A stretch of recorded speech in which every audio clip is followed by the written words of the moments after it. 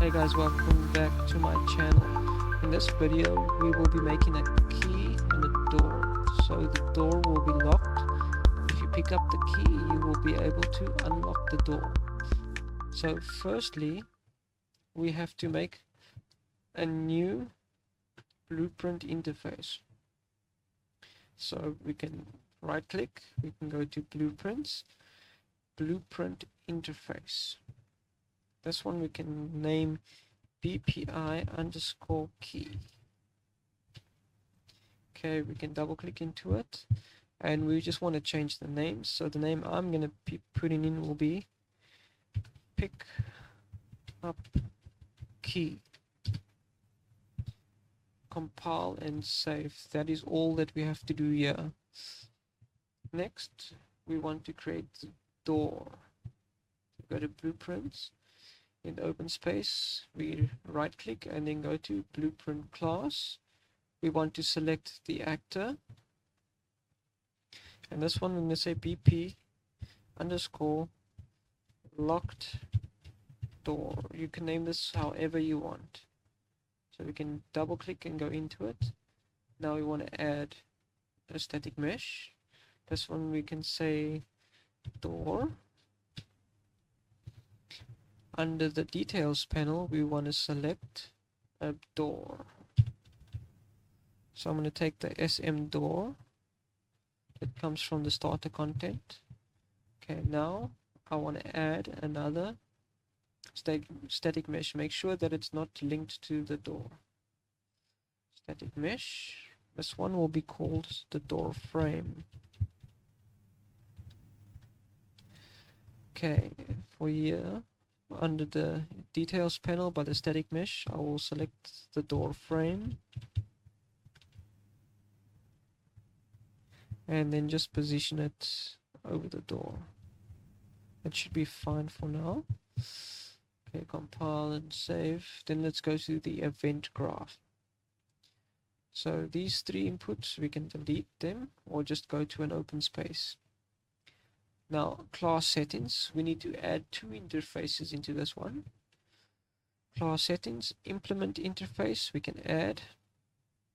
And we want to add the interact interface. If you don't have it, you can check my first video that I made and you can get it, watch how to make the interact interface. The next interface we want to add is the key. The BPI key that we just created. So now by interact interface, we want to double click it, and by pickup key, double click. So we're going to start with the event pickup key. So we want to add in a new boolean. This one will say has key. So we can drag it out and say set.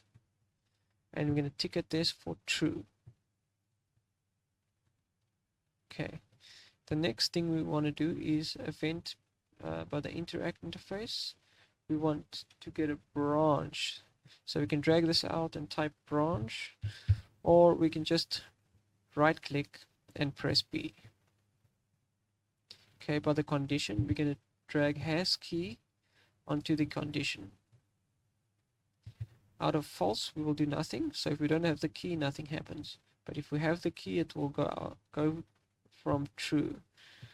So from true, I want to get a flip-flop. Okay, and then from the flip-flop through A, let's get a timeline. Add timeline. So from add timeline, okay, we want to double click and go into the timeline. The track length, I'm just going to set to 1. Then add track, add float track. Then we right click, add key. This one we're going to say 0, 0. So time 0, value 0. Then add another key. This one will be 1 and the value 1. Okay, now we are done with this. We can just exit that. Put A into play from start and B reverse. out of update, we want to set relative rotation, or yeah, set relative rotation, and that will be for the door. Set relative rotation for the door. Out of new rotation, you can right click and split struct pin, and then from the new track we want to get a lerp, L-E-R-P, lerp. Okay, then we want to drag from the new track and we want to put it into the alpha. We can hold down the Alt key and then click on the A to delete that input. And we want to make this -90 on B, and A will stay on 0, and then return value to the yaw. Okay, now we can compile it and save. Okay, now we want to create the key. So right click, new blueprint class, blueprint class, want to get a new actor. This one will be BP underscore key. Then we double click into key. Okay, now we want to add in a new static mesh. And this one I will call key. Okay, for the static mesh, I had a key that I got from Fab.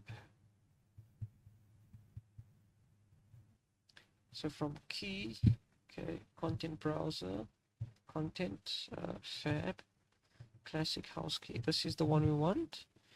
We can click on use selected asset from content browser. That'll put the key in. So this key is quite big, so we can change the scale. I'm going to put it to 0.25. That should be fine.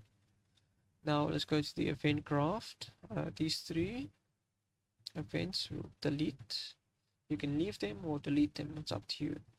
Now we want to add in a new the interface we created, so we go to class settings, then implement interface, add, and that will be the interact interface, BP interact interface that we created.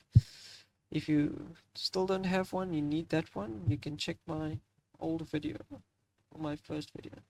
Now double click on interact interface, and then from here we're going to need to create, okay, let's create a new variable. And this one we can just say door.